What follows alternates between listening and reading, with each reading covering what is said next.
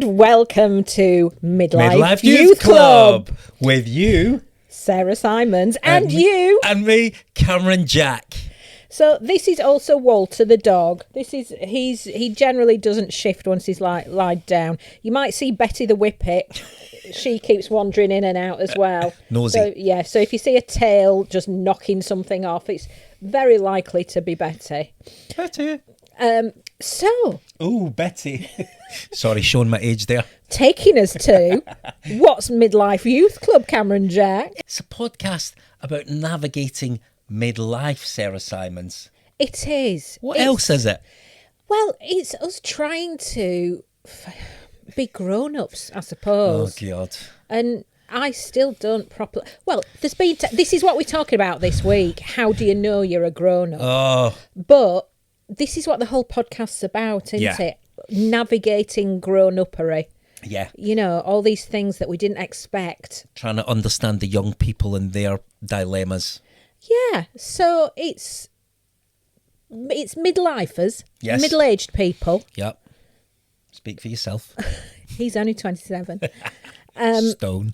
But it's also for the youth as well, because when I was a youth, I thought people our age were ancient and totally past it. And nowadays, I just feel like I'm 52 and I'm just getting started. I feel like all my years before have been like my apprenticeship. I feel like my 20s, 30s, bit of my 40s were my apprenticeship to getting started now. And I don't feel like as a middle-aged person that I'm written off. No. I feel like I've got my knowledge, I've got a lot of my understanding, and I've done my groundwork, and now I'm ready. You've done your apprenticeship. Now I'm ready. How do you feel about that, Cameron? I think that they are some of your best years where we're at, but also some of the most challenging. Yeah. That was a bit deep, wasn't it? Deep. It was, and you were a little bit on the fence. Was I? You were a little bit. Well, you said best years and also most challenging. Well, yeah, so I found them to be quite tricky, some of them. Breakup of a relationship, became a dad very late at 47. Best thing that ever happened to me. She's my world. Living on my own. That's a song, isn't it? Freddie Mercury. Living on my own.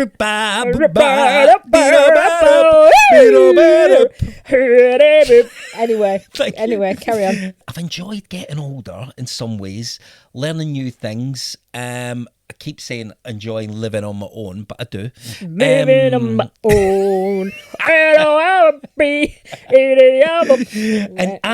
and we'll talk about where we met in a bit.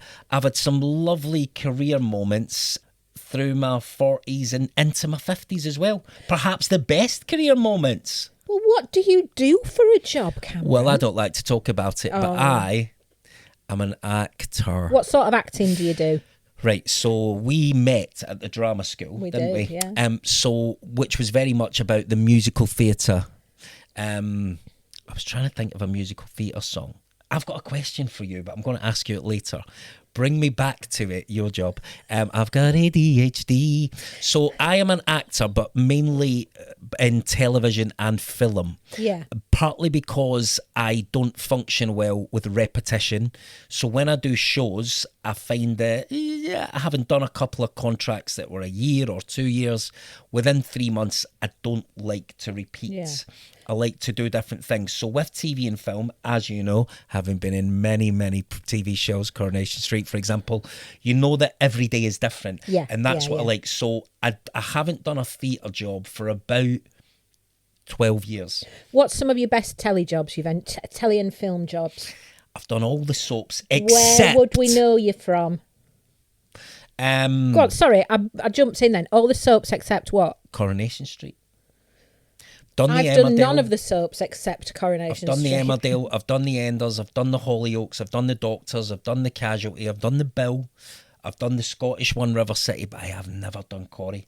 Oh, where would you know me from? I don't know. Right, so I get killed by Tom Hardy in a Batman film. Oh. I am in the movie. Were you one of Bane's Romans? I was one of Bane's henchmen. Right. Very small henchmen. What Happened to Monday. I shot a movie in Los Angeles that Guy Ritchie directed with Jason Statham called Wrath of Man, which is a brilliant heist movie. TV wise, what was that one about that I watched on the Netflix that was really frightening and set in like in Scottish? Yes, Scottish. That is a good film. Woods and stuff, but it was really frightening. It's absolutely proper tense, brilliant. That movie is called Caliber. Caliber, that's it. Shot that. God, 6 or 7 years ago now. Caliber. It's a great film. Stephen King, the writer, absolutely love Caliber. TV wise, as I say, I've done most of the big British dramas. Just appeared in Silent Witness, going back into Unforgotten, back on that next month. Call the Midwife, all the sort of classic shows. Talking about Silent Witness and think about bodies and that. I watched an Agatha Christie recently on Netflix. Agatha Christie. It was all sorts of really famous people in it. One from like probably early 90s. Yeah. And my favourite bit, I think, of anything I've watched in a long, long time, was when Elaine Page, who was brilliant in it, she was brilliant in it, but when she died, she laid on the floor. And Zoe Wanamaker, who was the main part, she came in and looked over and was doing this monologue about her dead friend. And not kidding, Elaine blinked very obviously. She was on the floor. Yeah. And it's as if you can hear her saying to herself, don't blink, don't blink, don't blink, don't blink. Oh, God. And then, I'm going to blink, I'm going to blink. And then she does this massive blink. And first time I thought, no. I'm seeing things. Oh, it's absolutely brilliant. They don't call her Elaine Page in the West End, do they? What do they call her? Alana Paja. When I did Drowsy Chaperone with her, Summer Strallen used to go over the tannoy and say, Alana Paja to the Stasia. I love little tiny Elaine Page, but her blinking as a dead body was one of my highlights for this year. Proper pocket dynamo. Yeah. Oh man, she's incredible. So yeah, I just finished a show last year called The Wheel of Time, which has been cancelled. I had the great joy. Don't. Yeah, was my it your fault? Yeah, I had the great joy of doing 2 shows in 1 year. One had been running 20 years. One was on Series 3. They both got cancelled. So actors are like, you're a fucking jinx, mate. And you're a proper jobbing turn, aren't you? Yes, I am. Touch wood. I didn't get a series regular gig till I was 50. Yeah. And that, bizarrely, having played numerous gangsters, drug dealers, arsonists and murderers, was on a kids' TV show called Jamie Johnson FC. So I've done 3 seasons of that. And the good news is, back in the summer. My dream hopefully will come true in September. I've written a film called A Darker Game, which is a very intense drama. We are half financed on that. I will have written, co-produced, and I'm playing the lead in that. Yeah. And that's a dream, but it's a tiny budget for a movie. Yeah. It's going to be just under 100 grand. It's going to be an adventure, isn't it? Total roller coaster ride. Brilliant and it's adventure. A wee thing where, and I think this is really important, particularly for our demographic, which is not old, but not young. I said to people, thank you. That made you laugh. I've remembered what the question, ADHD, I remember what the question is I was going to ask you. But I'm going to talk about A Darker Game first.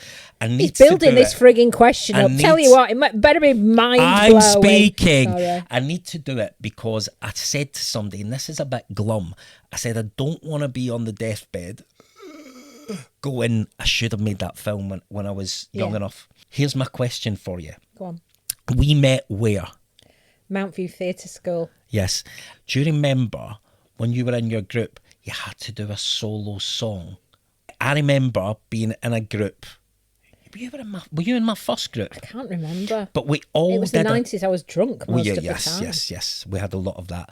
But everybody had to get up and do a song on the first or second day in front of the group. And I remember I did, because I sang it all the time, Why God Why from Miss Saigon. Miss Saigon. The tiniest little man singing a leading musical theatre role that he would never play. But do you remember what you sang? Did I sing Don't Cry For Me Argentina? Yes, you did. Did I? Yes, yeah. Getting back to Alana Paja. Oh, yeah. Well, you see, I love Evita. And after... I love Rivita. It's brilliant. Rivita. After I finished drama school, I had about 6 or 7 auditions for the film. Before you got into Coronation Street? Yeah. But Did you go in for the film? Yeah. Yeah, Wow. and they kept calling me back, and then I was on a pencil to play Madonna's sister.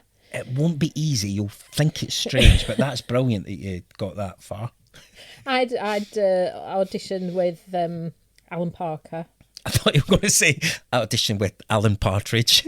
I was No, like, I auditioned with the big Did director. you? Yeah, I got that far. brilliant director. And then I got a call. My agent got a call saying, and it was for a substantial kind of backing role, sort of, but to be with the Evita character all the way through. With Maradona. With Maradona, yeah. And Alan Parker was very keen, and Madonna did not like me. She saw a tape of me and didn't like me. So I was devastated. And then the next week I got Coronation Not Street. a bad backup plan. No. So, let me ask you a question. If the two had aligned and you had to choose one, what would you have chosen, Rivita or Corey? Corrie. Yeah. Happy you did?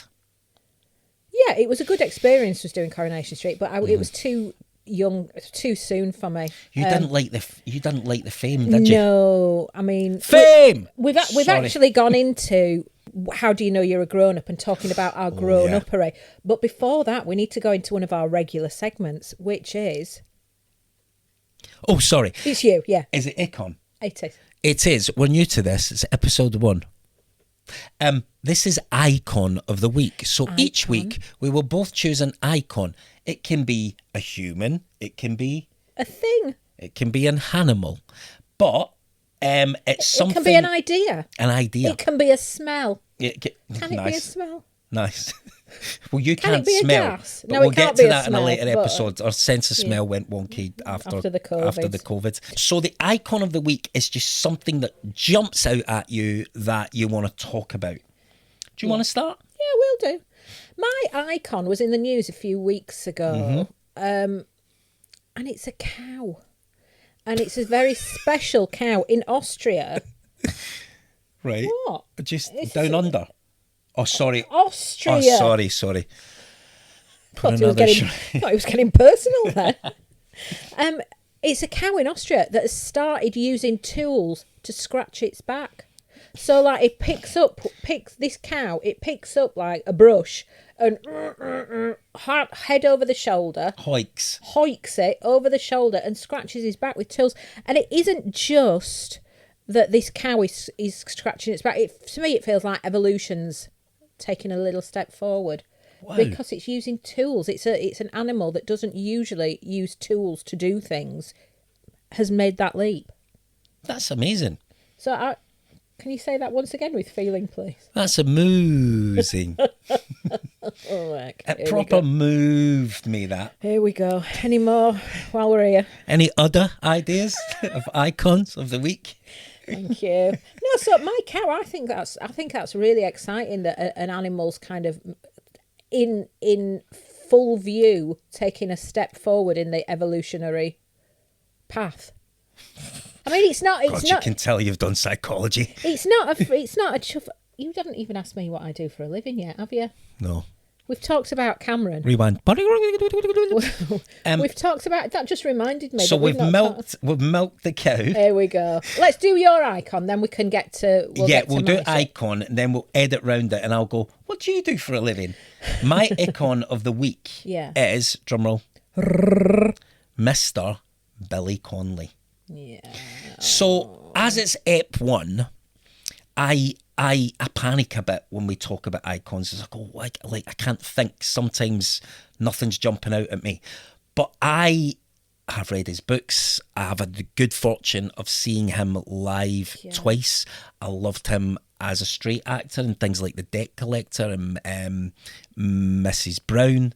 Is that one with Judi Dench? Yes. Oh, yeah, that was brilliant. Because he's Glaswegian and because he comes from the same bit of Glasgow as me, lovely Partick, as in Partick Thistle, or as he calls him, Partick Thistle Nil, he's just someone that feels like he's been there my whole life. And Glaswegians, Scots, but particularly Glaswegians, he's an absolute hero and an icon. Yeah. He's not the easiest life, but he is not in the best of health now. But Why is he a hero and an icon, particularly to Glaswegians? I think it's that whole thing of you look at somebody, because both my brother and my dad were shipbuilders. My dad, not shit builders, shipbuilders.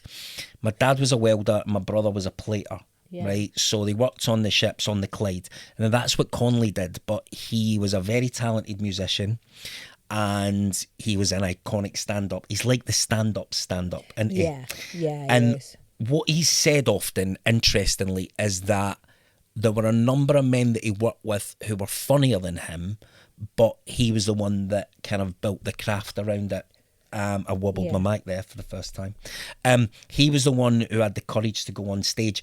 And having seen him live, once pre-Parkinson's and once post-Parkinson's, he just has this wonderful way of storytelling. He's been an icon for me since I was a little boy. But can he pick up a brush with his teeth and scratch his own back with it? And hoik it? Yeah. I think Pamela Stevenson, his wife, would do that for him. Okay, fair enough. Do you like her? Because she's psychology based, isn't she? I mean, she was a brilliant actress, brilliant comedian. Yeah. She was brilliant. I like that she's done something else. Yeah. I find that really inspiring, that you can, change pathways. Just drop it and go. Yeah. But you did that. You were an actor. You were doing well. And then you decided to go a different path. Tell me of this path. What do you do now? Well, I was an actor for about 10, 15 years, and I was getting less and less work. And so me and my friend, Anthony Cotton, who's now in Coronation Street, been in Coronation Street 21 years. Yeah. Because his first episode of his ongoing contract was on the day my son was born. Wow. Yeah, so I know exactly what day. Proper soap icon. Anthony Cotton, isn't he? He's wonderful. He really is, really funny, really clever. Anthony Cotton, MBE. Yes, for his charity work. Yeah, he does loads and loads for the of military work, stuff. Military charities. Good lad, well done. We'd done Panto together. He was Stoke-on-Trent. It's always glamorous. Glamorous Stoke-on-Trent. But me and Anthony got on really well. He was only 19 at the time, and I was 22, 23. And this was years later, and we'd stayed really, really good pals. Years later, he was going through a bit of a quiet time, and so we both decided to try and write something. Neither of us had written before. I failed my A-levels. He didn't have training as far as writing is concerned, and so we just had a go. And this thing that we wrote got made by the BBC. Tell us the title. It was called Having It Off, which was about hairdressers. Clever. Thank you. Where did you get the idea for the title from? Oh, it was Kathy Burke. Ooh, drop clang. Kathy Burke, who was one of Anthony's Genius. friends. Oh, love her. It was watched by about 12 people. It wasn't very good. When you say it wasn't very good, what was it about it that you have an issue with on reflection? The writing, the story, the characters.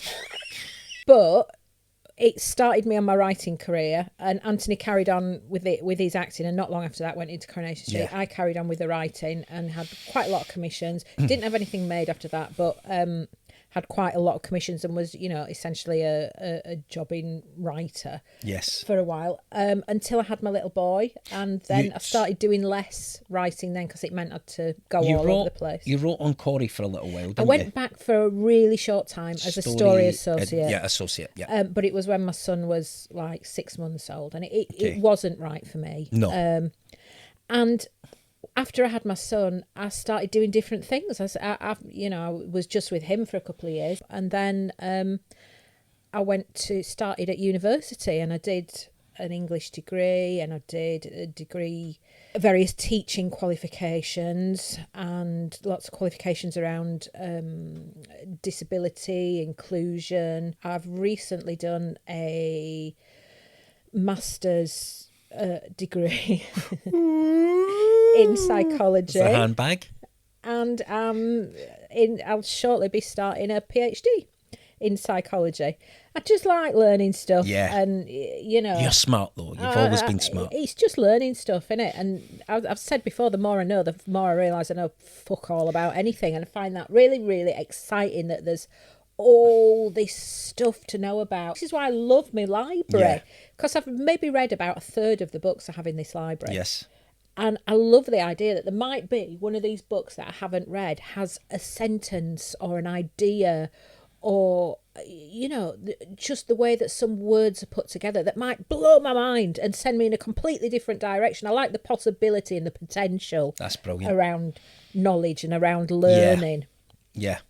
That's great. So I started doing loads of education, and I was teaching. And I wrote for the Times Educational Supplement. I had a column in that, so I had 400, 500 pieces published. Wow. In that, so I was still writing, but it just in a completely different way. Yeah, things changed a few years ago. It was during COVID, actually, where my son became very, very famous, very popular online, worldwide sort of thing. And insane level of fame. Yeah, insane level of fame. So I think he's got 50 odd, 55, 56 million followers across all his social media. Do we have that many on Midlife Youth Club yet? Almost. Yep. Yeah. How many? 55 million. Yeah, across all his social media. Yeah. So he's like at the age of 15, 16, his career just kind of began, and all of a sudden I had this like child star. And at the same time, my dad was really progressing into his Alzheimer's and came and lived here. Terry Legend. Moffat, yeah. Handsome old bugger. Yeah, so he lived here and I was looking after him. Yep. That was interesting. Yeah, that was really, really interesting. My dad was an old rascal. Kicked out of 4 nursing homes for escaping, for, doing all sorts nakedness. No, he was never naked. He used to cut. No, he went through a big phase of cutting all his trouser legs, arms and legs off. Why did I think he was walking around naked? No, he wasn't naked. Right, sorry. But he did have. He escaped so many times from different places. He had the windows out. I don't mean smashing windows. He nicked knives and forks. It was handy, wasn't he? Because he was a plumber and builder all his life. Yeah. And he used to steal knives and forks from dinner and put them down his trousers, so he'd rattle round. Sometimes he'd sit down and go, "Ooh," because he'd stabbed himself. But he was using them as tools, to escape. Yeah, and so he'd take the outsides of windows off. So how long was he here? He was here on and off for about a year. Was it stressful? Really, really stressful. It was like 24-hour looking after him. And at the same time, Tom was going really, really famous. So, and there was lots of things that came with that, which was, we got doxed, which means, to those who don't know. Which I don't know. Don't you? What does it mean? Where we found our address and put all our, some people who were, I won't say they were fans of Tom's, because Tom's fans are lovely. But people who wanted attention, they found where we lived and put all our information online and published. So we had lots of death threats and kidnap threats and rape threats and everything. And, wow! And every day, things sent to the house, people coming to the house, and so we had to have loads of security and cameras everywhere, and have walls built all around the place, and panic. It was mental, mega stressful. And that's at the same time as my dad being absolutely loony before he went into living in a nursing home. Yeah, he thought the front room was a train station. It was one of those things that was really heartbreaking, seeing somebody kind of die slowly in front of you, and at the same time, hilarious. Yeah, he said that. Yeah. So he thought that was a train station. Train station, yeah. There was one time where we wouldn't come to the park because he said he was very definitely going to get bitten by a shark if he came to the park to walk the dogs with me. Wow. He was very worried that the park was absolutely rife with sharks. Yeah, and my son's favourite thing was when my dad used to slag me off to me. With no barriers? No, he didn't know he was talking to me. There was one time I was cutting my son's hair in the kitchen, and my dad was there. Cut your son's hair? I'm not a great hairdresser or anything. It was just because you wrote a sitcom about hairdressing. Second bit of COVID. Yeah, so you wrote a sitcom about hairdressing. Now you think you're a hairdresser, right? Right? Yeah, go on. It was not long after COVID, and also my son was really famous, and so it would have Yes. been, to get him to a hairdresser's at that point would have been a bit of a nightmare. So I Wow. cut his hair in the kitchen. With the bowl. And my dad was there, and he said to my son as I was cutting his hair, "Oh, do you know that Sarah? Don't let her cut your hair. It'll be like you've done it with a knife and fork. Do you know her? Oh, she's a right bossy article." He said to me, "Do you know Sarah? Do you know our Sarah?" And my son was like, "Rah!" And he was encouraging my dad to carry on slagging me off I to know me. it's a cliche, but you have to laugh, don't you? Yeah. I mean, You've it was got to. yeah. My dad passed away. It's almost a year ago now, Yeah. and he was very poorly for those last few years. He didn't. Yeah, he didn't was. talk. He didn't. He had to have. He had no independence at Right. all. But in those early years, when his Alzheimer's was really upsetting but also hilarious, there was a lot went off. Yeah, there was one time he incited a blooming, well, I wouldn't say a riot, but as near as, in one of the nursing homes before he got chucked out of it, which was he convinced all the other inmates, Residents. that they were all working there and none of them were being paid. You're joking. No, and I got a phone call really late at night saying, "Can you come down, please? Because, we have residents who've been here 2 years who've never had a peep of, and they're all furious." And they had to, it was late at night, and they had to Rallied get the troops. Yeah, he had to, all the people's relatives were being called because everybody was kicking off. Nobody would go to bed. It was bedtime. Nobody would go to bed. But it's comedy gold, they isn't it? all wanted to be paid, and they'd worked there a really long time and had not been paid. This is what my dad had convinced them all. You need to write Because about my this. dad absolutely believed that they'd all been working there and they were being done over. But working as what? Just residents? Don't know. Just people that... Don't know what they'd been working on. Jeff Phillips. But they were all furious and had like a strike. Wow. I know. Yeah. Challenging time, though. A challenging time. Yeah, there was a lot went on. Yeah. And then not long after that, my marriage of going up 30 years broke up, and quite abruptly, and was quite a surprise. So my life changed a lot from having a house full of kids and, because all my Dogs, friends people, YouTube friends were coming up and staying all the time, and his mates from around here, really busy house, my ex-husband and my bonkers dad, to just me. So all of a sudden I was in this position that I hadn't expected before. Obviously dogs, that goes without saying. Big Walter, who was lying next to me, and Betty Whippet, who was wandering around. Gorgeous. So my life changed completely, and I had a real rethink of what I was doing, and I've gone back into writing again. Yes. Which you're brilliant at, and I'm really glad you have. Thank you. Yeah, and I think that's going to be very successful for you. It's a long game, though, isn't it? It's a long game, yeah. But it feels really exciting to be kind of starting again. I was 50 when everything changed, and I'm 52 now. Yeah. So yeah, You don't having look a it, brand. kid. You don't look it, kid. Oh, thank you. She bought me an energy drink to say that. I'm addicted to energy drinks. If you watch the socials, I do a little video about energy drinks. Anyway. So we've kind of gone into our theme, which is... Question of the week. How do you know you're a grown-up? Oh, Jesus Christ. We kind of talked about that a little bit already. Yeah, we have. So we're doing it in kind of blocks. We do like 20s, 30s, 40s. We can do, or we can just riff. We can just riff. We can riff like musicians. How was it like when... How was it like?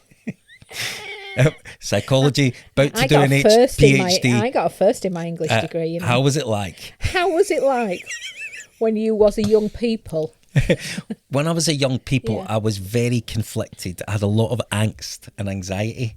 I was a terrible worrier. What were you conflicted about? I don't know. I just had this enormous fear that... I've never spoken about this. I had this enormous... Well, I have in therapy.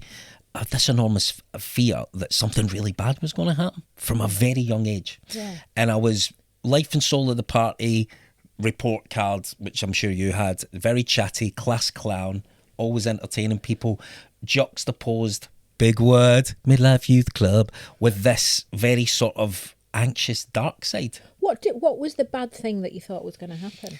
I think, God, it's getting dark now, isn't it? I think I thought I was very fearful that the people I loved would be not there one day, taken away. Which is an odd thing for a kid to, and a lot of health anxiety as a little boy as well. Yeah. Worrying about lumps and bumps and thinking, oh God, I hope I survive. Yeah. It's really, really quite odd. But this whole I don't know if it is odd though. Is it? I think lots of people have had this, and Right. especially younger people tend to talk about it now. Especially people who are weird like me. No, right, go on. I think younger people, there's more language available to talk about this. Yes. It isn't that it was never there. It's just there's ways of communicating about it because people know more about anxiety And more research done on it. Yeah, and different inclusion and neurodiverse kind of issues in a way that just didn't exist when we were young. And also counsellors and therapists. Yeah. When now. we were young, if you were depressed, you'd say, "Oh, I'm fed up." Yeah. And normally somebody would tell you to go for a walk. Yep. Or snap out of it. Snap out of it or go for a walk. Be grateful. Get outside. Be grateful for what you've got. Yeah. And as you know, that doesn't work. Yeah. Walking's good, but being told to snap out of it. Yeah, go outside. Go out and play. Yeah, that was, Yes, so I was very, very anxious as a kid. And then this kind of performance side took over, which led to us meeting at drama school. So I kind of found my way in my 20s, I think. Made the decisions that I needed to make. So I mentioned earlier, brother and dad I've probably gone off on one here. Brother and dad worked in a shipyard. That's not like you. No. Tangents. Mum she was a cleaner and Joyce. She worked at Joyce. Wee Rolls Royce, housewife's choice, as my big pal Joe McFadgen used to call her. Wee Rolls Royce. Can't say that to her though, she'll kick you in the balls. I'm your mother, call me mother. And I call her Joyce now to wind her up. All right, Joyce, don't you call me that. We Joyce, so basically, Joyce and Billy. We Rolls Royce. We Rolls Royce, yeah. So Joyce and Billy, where was I? Billy, your dad. Billy was my dad, yeah. He passed away a few years ago. I miss him terribly. He was a beautiful man. He was... he was known as Willie the Weeping Welder because he was very emotional, my dad. I spoke about it at his funeral. He was the most emotional man I'd ever met. Really? Andrex puppy on the telly, worked in the shipyards, liked a bevy, but Andrex puppy on the telly. Set him off. And the grandkids, and he was a very emotional guy. So I was... Oh God, I've gone off on one. No, I like it. So I've kind of surrounded by all these people, but I had no barometer for what to do. I was not academic and I wasn't good with my hands and I wasn't sporty, but I could sing because I was starting to I did Amdram and I did school stuff, and it was considered back then, even in the 70s and 80s, it was considered to be a bit effeminate to be an actor. And coming from a family of shipbuilders, I thought, well, I can't do that. And then I realised it was the only thing I could do. So I did a bit of Amdram, and a few people said, I was late teens, early 20s. A few people said, you could do this for a living. I never thought I could, but a couple of other people who I respected said, try it. I had no idea about drama schools. I worked with a woman in the council whose sister was an actor. She guided me, picked a couple of speeches. I went for a drama school audition, did a couple of songs, did a bit of dancing, which was never my favourite thing, as you might remember. And then did a couple of speeches, and I got in same day. And then I got a scholarship, and that was my 20s. I found my path. What were your 20s? And did you feel like you were a grown-up when you'd gone to drama school? No. When you moved to London? No, I hated London. I never took to London at any point, and I lived there for 27 years. Now Buckinghamshire, I was in Essex for 4 or 5 years. I was much more comfortable in Glasgow, Essex, and now in Buckinghamshire than I ever was in London. I found the pace of it terribly intense. I found the environment that we were in at Mount View quite competitive. That didn't sit well with me. I Yeah. found the bitchiness quite intense. And I think we were. I think we're encouraged to be competitive. We're Yeah. encouraged that, you know, if there's one role and there's 5 people going for it, Which is you've got to, It is you've got to true. beat those other people. You do. But yeah, It's not I think it was. psychologically. I think maybe nowadays it would be taught in a more nuanced way, Yeah. There'd be much more of an eye on the mental rather health. than kill or be killed. Yeah. Because I teach screen acting, and I think I have to be careful what I say here, but I do think young actors are led to believe that they often will have a lot of choice when they leave drama school. Yeah. And as you know, that's Yeah. not the case. No. It's panto, it's TIE, it's trying to get a If day you're on a lucky. telly job if you're If lucky. you're lucky. So on reflection, again, I was just very anxious. 20s and 30s, I was anxious. What were your 20s like? Well, I left home in Yorkshire to go to drama school when I was 18. Like Dick Whittington. I did, yes, and the streets were paved with Elaine Page. Piss. Right. So, yeah. Yeah, Not Elaine Page, Ilana Paja. Paja, Yes. Yeah. Well, the streets were paved with her. Yeah. I just felt like at drama school I just didn't fit in, which is weird because I've got so many friends now who I was at drama school with then, who I think of as wonderful, brilliant friends. Mm-hmm. So I don't know what it was that made me feel like a total outsider. I always thought you fitted in, but I you can't. never felt like I fitted in. Yeah. I always felt like I was not good enough in any way, shape or form. That's an actor thing, though, sometimes, isn't it, as well? Yeah, I just felt like I was... Get comfy, love. I am. I'm just getting comfy, just leaning, swapping my legs around. Oh, I've been doing a lot of exercising, you know. They twinge if I don't shift them. Paddle, reformers, pilots, and swimming. She's Yeah, doing. Is it what else? yeah. Horse riding you've been doing? Yeah. Yeah. What did I did a Pilates yesterday. It was brilliant. It was really, really good. Middle class. Yes. So, yeah, getting back to drama school, you felt odd one out? Yeah. Even though I was aware that lots of other people also felt like an outsider, which I think is why I was so kind of drawn to the LGBTQ Yep. community. You were. Most of my friends were gay. A lot of my friends are gay now. Gay or, you know, well, the full alphabet, the LGBT, BTQ. LGBTQ, you know, all of the acronymed community. And I just felt very at home in that community than in you the did. straight community. And I always kind of have felt very accepted. Tell us of some of your obsessions in that world. Liza Minnelli. Right. I think because of that, that's more camp than gay, innit? Okay, It's the right. camp. I like the campness of it. Okay. You know, I like the idea of glamour. I like that anybody can be glamorous because glamour isn't about looking a certain way. It's about creating an artifice. All right. Okay. It's about creating a look or creating an environment from kind of almost artificial things. And I love that whole artificiality, the on-purpose artificiality of glamour. Okay. You know, that it isn't by accident. Glamour's done on purpose. Right. And anybody can be glamorous at any, you know, regardless of how much money you have, regardless of what you look like, regardless of how old you are, because it's dress up, it's pretend. Wow. I love that about glamour, which fits in with all the camp stuff that I like. That Understood. Right. that Okay. is, you know, very much kind of accepted by elements of the LGBTQ community. But yeah, that in my 20s and even now I've even been like more drawn to that sort of community than in the heterosexual one. Interesting. And I'm furious that I've never been any of the acronyms. I'm desperate to be gay.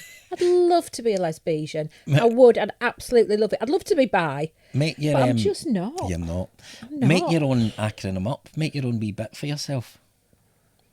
Well, it's kind of like bi-jealous, innit? Because it's not even that I'm bi-curious. So I know it's not for me. But it's like, I'm bi-envious. Yeah, never say never. Lesbian envious. Or if you're from where you're from, you're a Leswegian. Yes, we are. Yeah. We're all Leswegians up there. Yeah. But we've chatted before about when you feel like a grown-up. The first time that I felt like, and it wasn't even that I felt like a grown-up, it was kind of a shock, was not long after we'd graduated drama school. And I remember being in my flat in London. It was maybe about 2 weeks after, thinking, oh shit. If I want to see another person, I have to make an effort to call them and meet up with them and do all of that. It's not just I'm not in a community anymore where you know, because you go from going to school when you're about 4 or 5, through the rest of your Secondary career, school, and then uni college. or college drama school, finishing when you're 21 or 22, and that whole time you've been in some sort of structure. And I know what you mean about that pivotal moment where you're like, oh fuck, is this it? I'm on my own. I'm on my own, yeah. I remember it. I remember it so clearly. But I remember saying to you once, and this is really, I don't think this has ever gone away from me, that the thing that I think defines being grown up, and if people have the luxury not to have this, good on you, but I think when you start to worry about money and finances, getting on the property ladder, considering having kids, trying to run a car, dealing with tax as a self-employed person, I think all those things make you go, all right, so I am not a kid anymore. And I was just like, oh, this is overwhelming. And that, for me, my 30s was starting to, 20s and 30s, starting to worry about money. And in this game that I'm in, it doesn't really go away. As wonderful and glamorous as it is working in Los Angeles and Cape Town and meeting famous people, I always kind of end up back in a place where I'm going, oh shit, there's no jobs in the diary for 4 months, 5 months, 6 months, years that are scarce. And that's the grown-up bit for me. So my teens and 20s were kind of working out what my identity was, and I just don't think I really got there till I was in my 60. I don't think I really got to she does the editing, she'll cut that out. Go on. To like feeling more comfortable about my own identity and feeling more secure in very that. Eloquent. Until I was like maybe mid-40s. Okay. And a lot of that was to do with my appearance. Right. It was not actually younger than that. It was maybe late 30s, early 40s where I started getting much more secure about my appearance, because I was always big. I was always fat. And when I say Are fat, we allowed to say that anymore? Absolutely, we can say that. Yeah, okay. Fat, and I feel very passionate about passionate. You feel passionate. I feel very passionate about this, that fat is just a description. It has judgment on it when we put judgment on it. Okay. And I was very fat for a long time. Yeah, if you're comfortable with it, and using the word. And I really don't like how fatness is kind of weaponized. Yes. Okay. You know, just did a very weird scratch there. you know. Yeah, a little scratch on the chest. So, a lot of it was to do with feeling less than, because I was bigger than. And I kind of, this is another pivotal point actually, where I felt like a grown-up was, and this sounds much more depressing than it actually was, when I loved my nana, my mum's mum. I was very, very close with her. I thought she was absolutely brilliant. Nan. What was her real name? Margaret. Mags. Margaret. We Margaret? Yeah.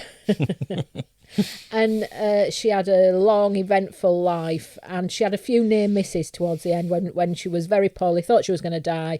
My son was maybe 2 at the time, right. 2 or 3 at the time, and there was lots of like quick legging it up the motorway up to Yorkshire to go and see her. And she was 95 by this time. Wow. You know, she'd had a long, eventful life, done lots of stuff.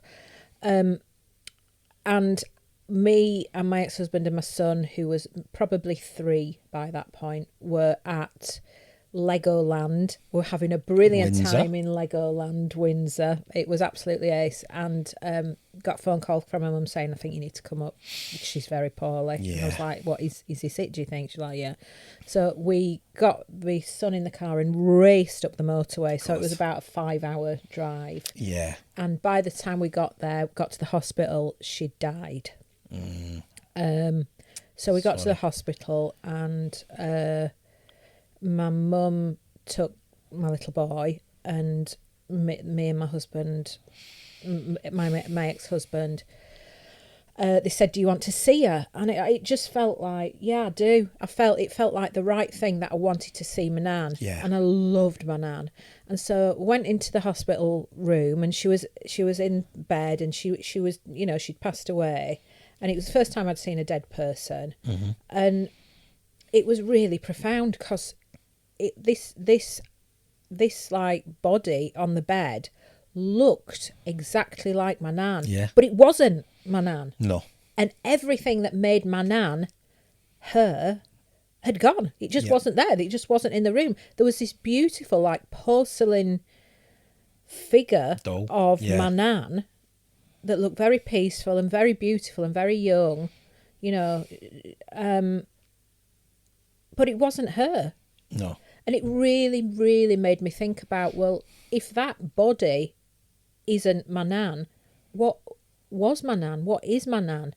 And it made me think about how all the interesting stuff, all the important stuff, all the stuff that I loved was absolutely nothing to do with her appearance. Yeah. And it made me Wow. think, really made me change my own attitude towards my own body and my own appearance.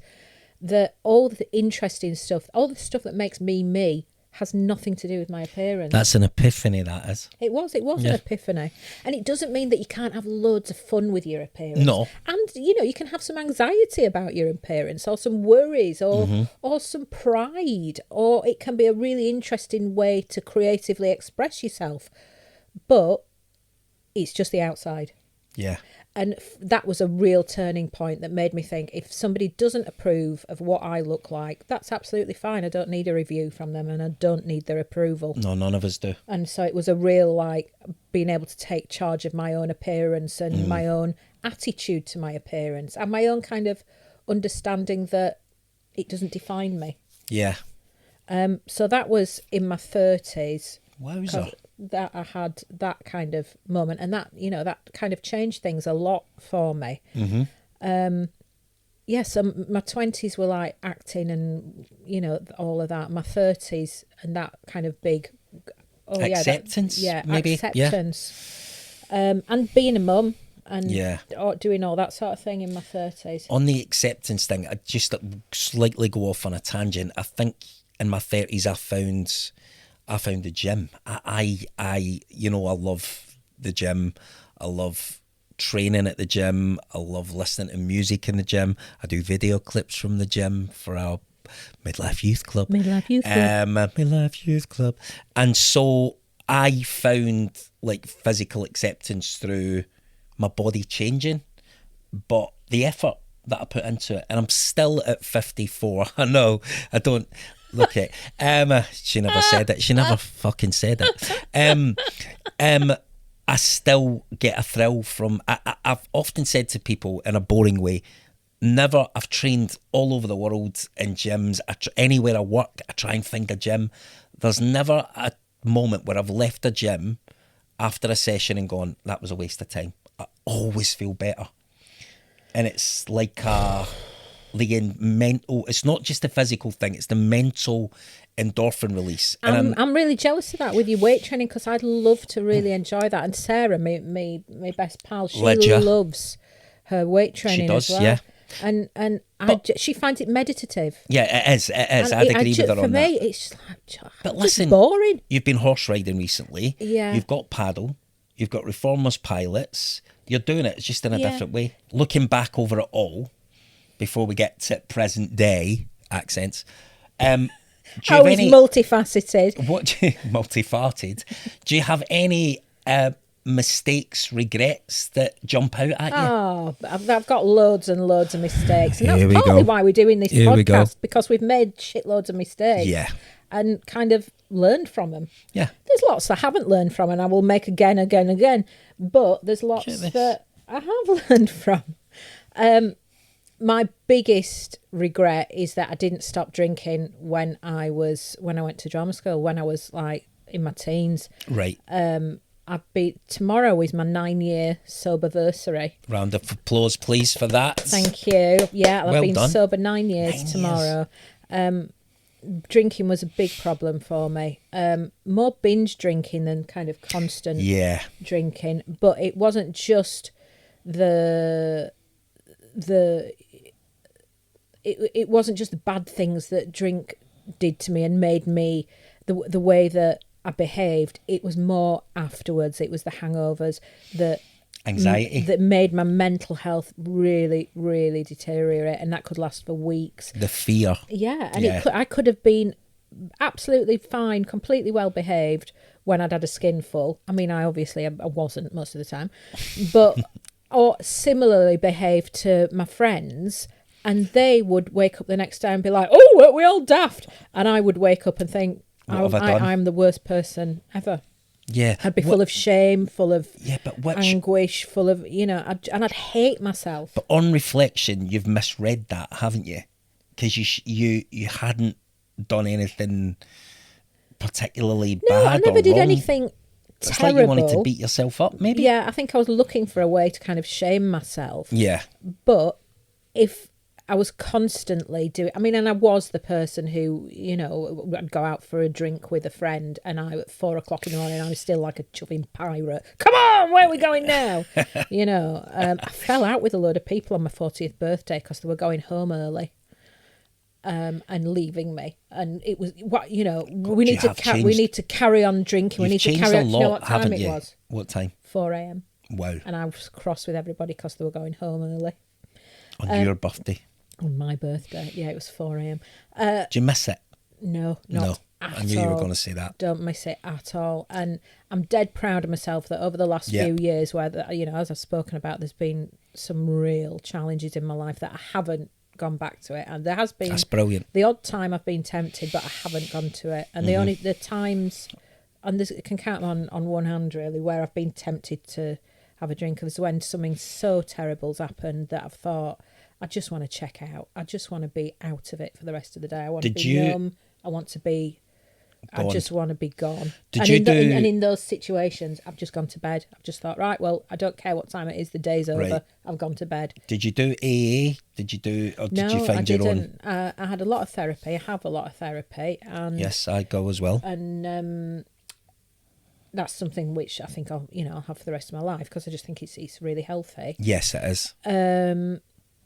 My GP was brilliant, and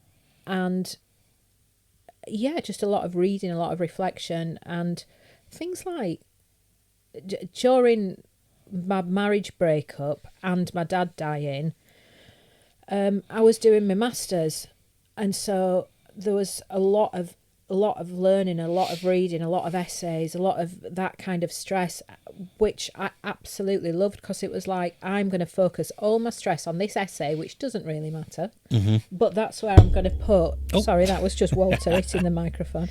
But it gave you somewhere to put the energy. Absolutely. Could put all my energy into this thing that I was learning and that I was trying to get better at and that I was finding complicated and overwhelming. I could focus on that. And so good challenges. So my education stuff, like continuing learning has been a real source of structure for me when things have seemed completely random and shocking and structureless, where I had no control. I had some control over what essays I wrote, what essays I read. What went on the page. Yeah. And what I was learning. For me, mistakes and regrets, I don't have a lot. I think I would like to, getting back to the acting, I have a kid now. I regret not trying to go to America when I was a younger actor and maybe just blagging it out there, like some of my mates did, and did really well from it. Talented people. But I have, that's one slight regret, but you know, never say never. I've worked in LA. I got there eventually, only for a couple of weeks, but box was ticked.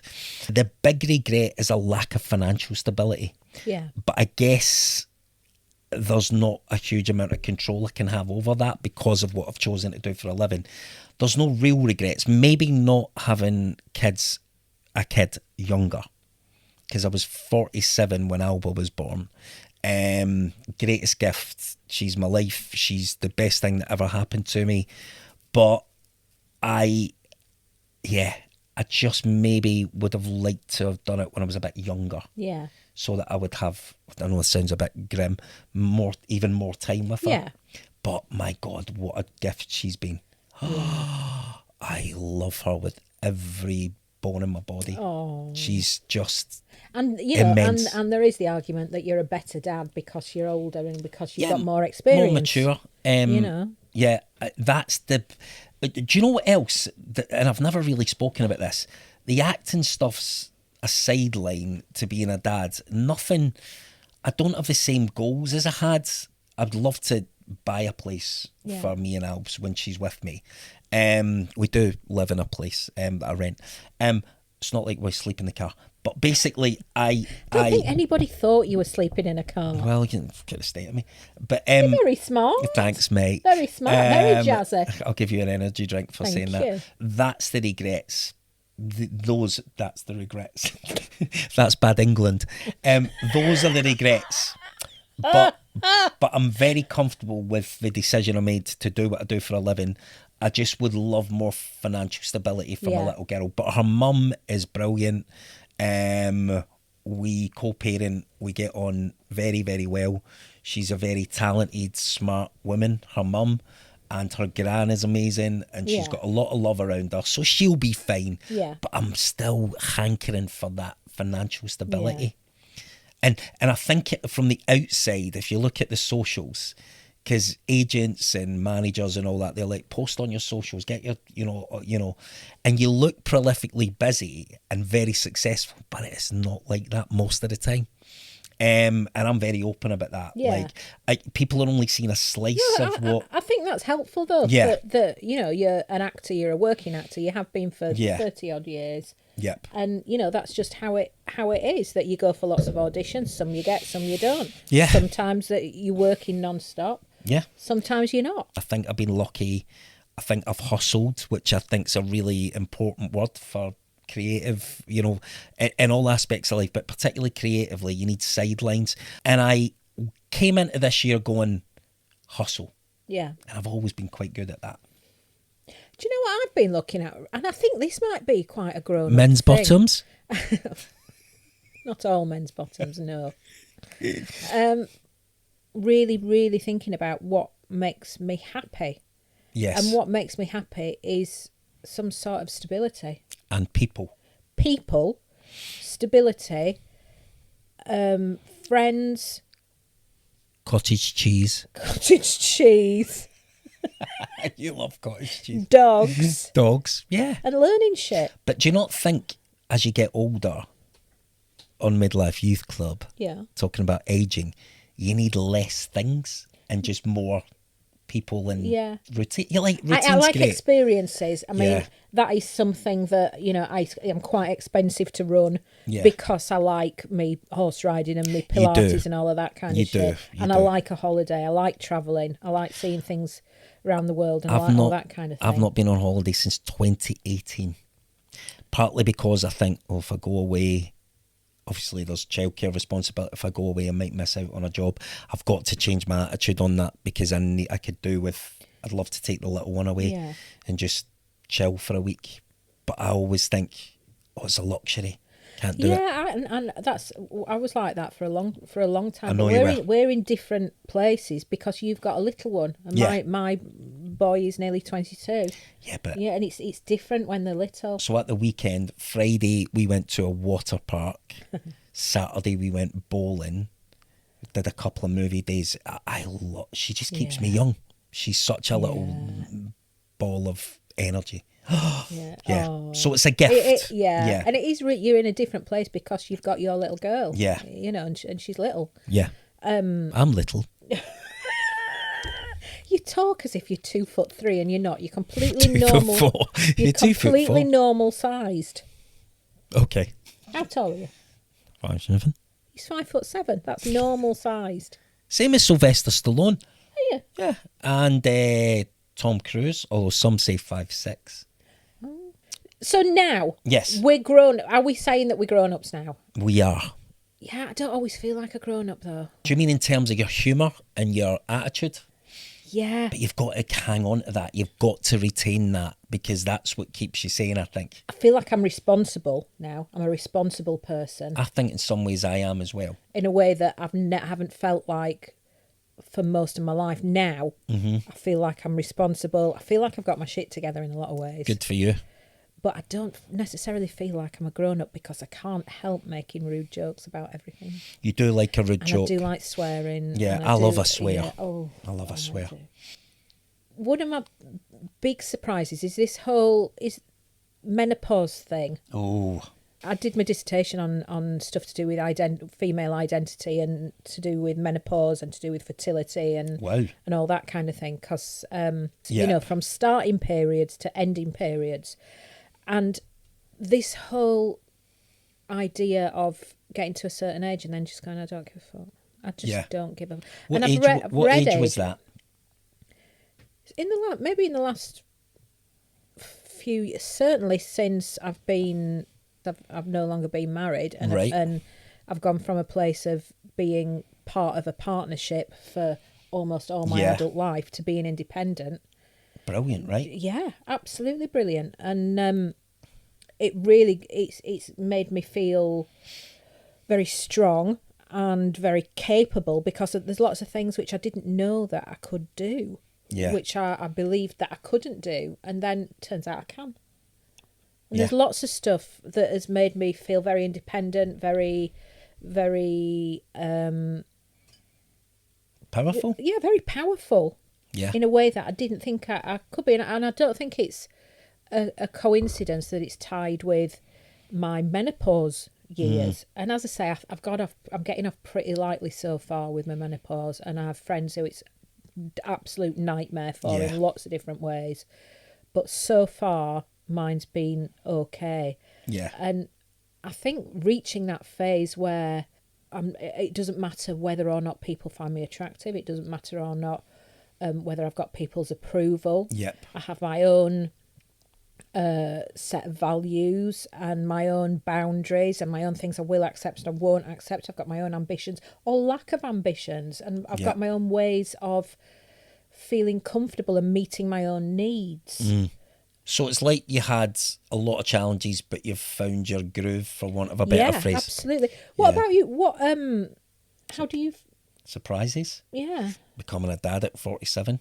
Best thing that ever happened to me. yeah Came with challenges. But I have a very clear goal now that she's the single most important thing in my job. Yeah, I do a bit of acting. Used to be the be all and end all, getting the movies, doing the TV shows. It's just not anymore. It's lovely to be able to do it. I care deeply about it when I'm doing it. I love the social aspect in the community, but nothing is as important as Alba and hanging out with her and spending time with her and making sure that she is okay. Yeah. So the surprise is like it's like a positive, brilliant, best ever surprise. like I found with when I had my son that it was somebody in my world is How old were far you when Tom more- was born? 30. Yeah, Somebody in my world was more important than me. 100%. And it wasn't is there any question about it? No, this other person is more important in my world than I am, especially when they're little and they rely on you. As he's an adult now, things, the dynamic changes, but when they're little, Yeah. I used to think things like, oh, you're such a good actor, you're a good actor, I really like your acting. I used to think things like that were important. The most fucking important thing that anybody can say, the most treasured thing is, you're a good dad. yeah, And I know that's a bit cheesy, but that is the goal and will continue to be the goal. Yeah. And I still make the odd mistake, but that's the thing though, isn't it? With being a parent, that it's your first go at it. Yeah. You don't, and it's your first go with that child. So you might have 6 Yeah. children. It's your first go with each individual child. Jumping back slightly to regrets, maybe not having another one, Yeah. but the opportunity just wasn't there, and I am blessed to have her. Yeah. Yeah. How do you see yourself as an old person? What do you think you're going to be like? And when are you going to be an old person? I'll give you 3 words: creaky, energised, happy. Yeah. And we're What going to were have you? our farm, aren't we? We have talked about Yes. this, and with our friend Ledge, Sarah Ledger, The ledge. that we're going to get, because we all kind of like our own company. I mean, it's Yeah. spoilt a little bit now. I've got this partner. Yeah, Mickey's just ruined everything. Ruined everything. He can come. He can come up. Yeah, he'll have to have his own cottage. Yeah. And the rule is that we have this massive place in Scotland. Near Loch Lomond, preferably. Yeah, with loads and loads of land, and we have maybe 4 cottages Yeah. on it. Maybe about 1/4 of a mile in between each one.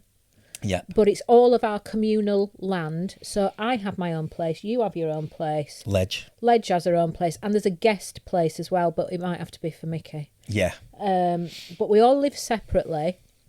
It's got to be somewhere within about 45 minutes drive of an airport, Yes. so we can fly off where we want, but it's very remote. Yeah. And in all this land, we're going to have load of rescue dogs. Oh, I want a pig, a wee horse would be nice. a wee horse. A wee Shetland pony. Yeah, pony would be nice. I could ride I it. would like a pig.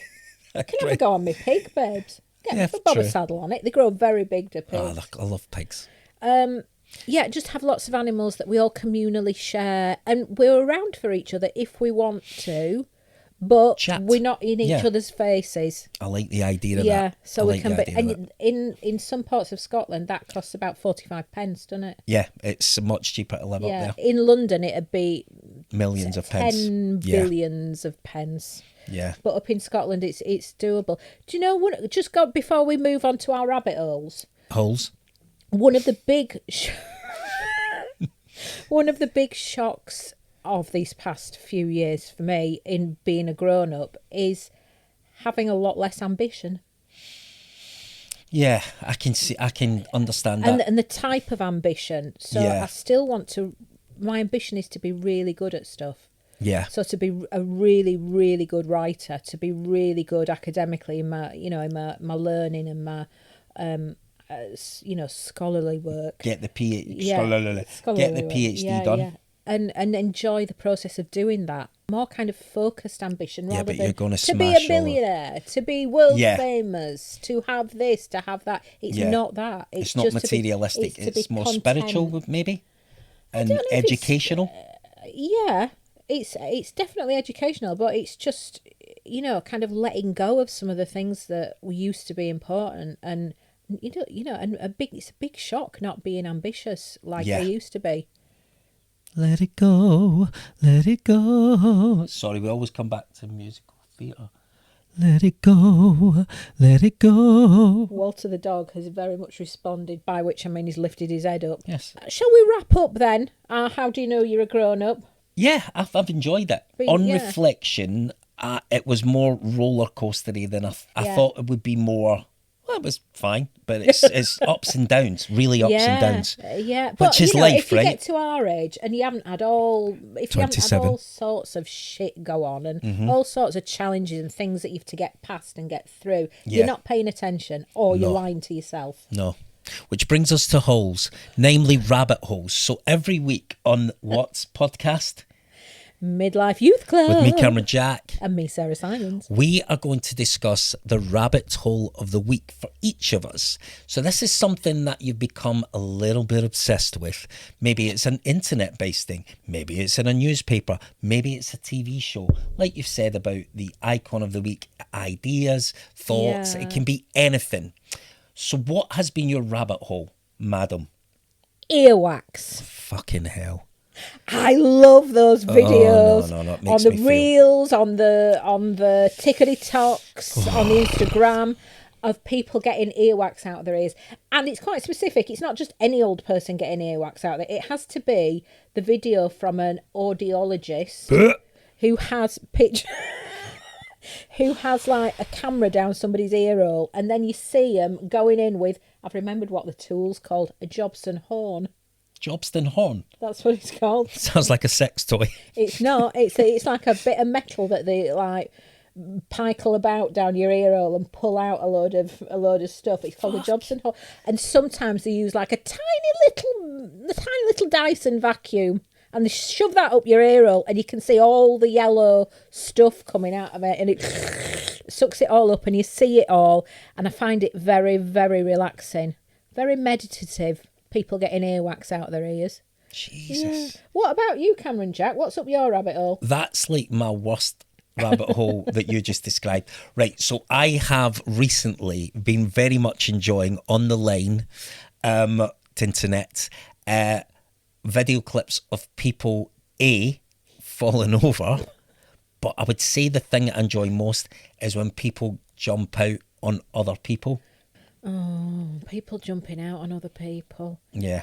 I find it hilarious, but also if somebody wants to does it to me, I want to punch them in the neck. And kick them right in their bits. Nice. Well, I think we have come to the end of Midlife Youth Club. Thanks, guys. Of episode 1. So I hope you've had a relaxing, enjoyable time with us.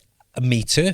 Listen, if you want to say anything, offer any ideas, themes, rabbit holes, icons, please. Earwax. Yeah. Is this what you do? The young people do. Please leave comments. Down below. Down below. Oh, madam. Please leave comments. For the people who are listening, we're pointing downwards. Yeah. You can leave comments somewhere too. Write them on a toilet wall. Nobody minds. I need a wee again.